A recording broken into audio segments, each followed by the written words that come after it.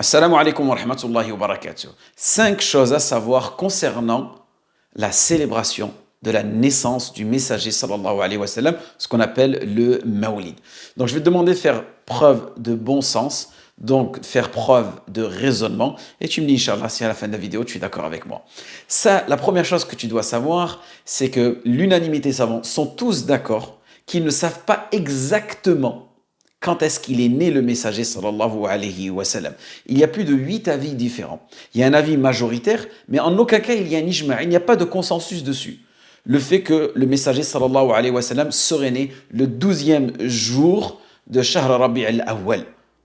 Ce que nous savons, ce qui est de source sûre, et c'est ce que le messager sallallahu alayhi wa sallam lui-même a dit, c'est qu'il est né un lundi, l'année de l'éléphant. Très bien. Deuxième chose à savoir, c'est qu'en revanche, il y a unanimité des savants sur le fait que le prophète Mohammed sallallahu alayhi wa sallam est décédé un lundi et c'était le 12e jour de Shahr Rabi' al-Awwal. Donc qu'est-ce que nous comprenons?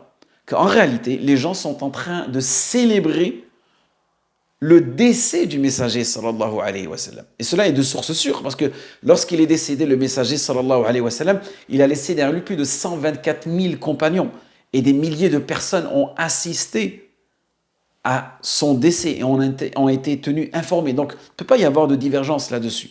Donc, quelque part, on est en train de célébrer le décès du messager sallallahu alayhi wa sallam. Donc, faites attention à ceux qui célèbrent le Mawlid. En réalité, ils sont en train de célébrer Mawtun Nabi sallallahu alayhi wa sallam. Troisième chose à savoir, c'est que vraiment, s'il y avait un bien dans le fait de fêter, entre guillemets, de célébrer la naissance du messager sallallahu alayhi wa sallam, les générations précédentes, et spécifiquement les 3 générations bénies, elles nous auraient précédé, elles nous auraient devancé dans l'accomplissement de cet acte-là. Et lorsqu'on lit la sira, vous-même, faites juste preuve de bon sens. Vous verrez que ni le prophète sallallahu alayhi wa sallam ne l'a fêté, ni Abu Bakr, celui qui aimait le plus le messager sallallahu alayhi wa sallam, ni sa fille Fatima, celle qui est décédée après le décès du messager sallallahu alayhi wa sallam, ni Ali radiyallahu anhu, son neveu, ni Uthman radiyallahu anhu, ni Omar ibn Khattab radiyallahu anhu, qui lui défendait le messager sallallahu alayhi wa sallam à plusieurs reprises, ni les grands imams du fiqh, que ce soit l'imam Ahmad, l'imam Abu Malik, l'imam Abu Hanifa, l'imam Shafi'i, ni les grands savants du hadith, que ce soit l'imam Muslim, l'imam Bukhari, l'imam An-Nasa'i, l'imam At-Tirmidhi, tout ça ce sont des grands savants du hadith. C'est-à-dire, eux, ils connaissent exactement les actes et les paroles du messager sallallahu alayhi wa sallam. Quatrième chose à savoir aussi, c'est que si réellement il y avait un bien dedans, le messager sallallahu alayhi wa sallam, il nous l'aurait ordonné. Et lui-même, il nous dit Ma taraktu shay'an yuqarribukum ila Allah illa amartukum bihi. C'est-à-dire que s'il y avait une chose, peu importe ces choses-là, que ce soit une parole, que ce soit un acte, elle vous rapproche d'Allah subhanahu wa ta'ala, je vous l'ordonne. Donc Allah barik fikum.